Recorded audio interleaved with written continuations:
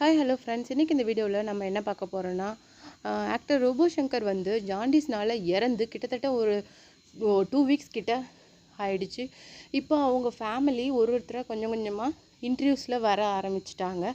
அவங்க அதை எப்படி ஓவர் கம் பண்ணி வராங்க அப்படிங்கிற ஒவ்வொரு விஷயத்தையும் அழகாக சொல்லிக்கிட்டு இருக்காங்க. அதுலேயும் இந்திரஜா ரோபோ சங்கர் வந்து ரொம்ப மெச்சூர்டாக கொடுக்குற இன்டர்வியூஸ், அவங்களுடைய ஒவ்வொரு பேச்சு தெளிவு கிளாரிட்டியை பார்க்கும்போது எல்லாருக்கும் ரொம்ப ஆச்சரியமாக இருக்குது. ரோபோ சங்கர் தன் பொண்ணை ரொம்ப தைரியமாகவும் ரொம்ப மெச்சூர்டாகவும் வளர்த்துருக்காருன்னு பார்க்கும்போது ரொம்ப சந்தோஷமாக இருக்குது. நான் ஒரு பொண்ணாக மட்டும் கிடையாது, எங்கள் அம்மாவுக்கு நான் ஒரு பையனாகவும் எங்கள் அப்பாவாகவும் நான் இருந்து எங்கள் அம்மாவை பார்த்துக்குவேன் அப்படின்னு அவங்க சொல்கிறது வந்து ரொம்ப நல்லா இருக்குது. அது மட்டும் இல்லாமல் அவங்கள தான் நாங்கள் எங்கள் ரோல் மாடலாக எடுத்துகிட்டு ஒரு பேரண்ட்ஸாகவும் ஆஸ் வெல் அஸ் ஒரு ஹஸ்பண்ட் அண்ட் ஒய்ஃபாகவும் இருக்கணும் அப்படின்னு நினைக்கிறோம் அப்படின்னு ரோபோ சங்கரோட பொண்ணு சொல்கிறது ரொம்பவும் ஆச்சரியமாகவும் இருக்குது. அதே நேரத்தில் அவங்க இதை எப்படி இவ்வளோ ஓவர் கம் பண்ணி வர ட்ரை பண்ணுறாங்க அப்படிங்கிறது நமக்கு ரொம்பவும் சந்தோஷமாக இருக்குது. அது மட்டும் இல்லாமல் ஆக்டர் நாஞ்சில் விஜயன் நிறைய இன்டர்வியூஸில் சொல்லியிருக்காரு, அவங்களுக்கு நிறைய கடன் இருக்குது. கிட்டத்தட்ட 50 லட்ச ரூபாய்க்கு மேலே கடன் இருக்கும். வீடு ஃபுல்லாக இஎம்ஐயில் தான் கட்டியிருக்காங்க. பாப்பாவோட கல்யாணம் எல்லாமே இஎம்ஐயில் தான் இருக்குது.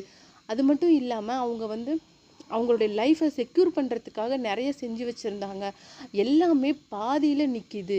இதுதான் இப்போ பெரிய பிரச்சனையாக இருக்குது. அவர் இந்த படம் மட்டும் தன்னுடைய கரியரோட ஒரு பெரிய டேர்னிங் பாயிண்ட்டாக நினச்சிட்ருக்கிற டைமில் இந்த அவருடைய இறப்பு வந்து நிகழாமல் இருந்துருதுன்னா அவருடைய லைஃபே தலைகீழாக மாதிரி இருக்கும். அவர் அடிக்கடி சொல்லுவார், என்னுடைய ஒய்ஃபையும் என் பொண்ணையும் நல்லா பார்த்துக்கணும் மச்சான், அதுதான் என்னுடைய சந்தோஷம்.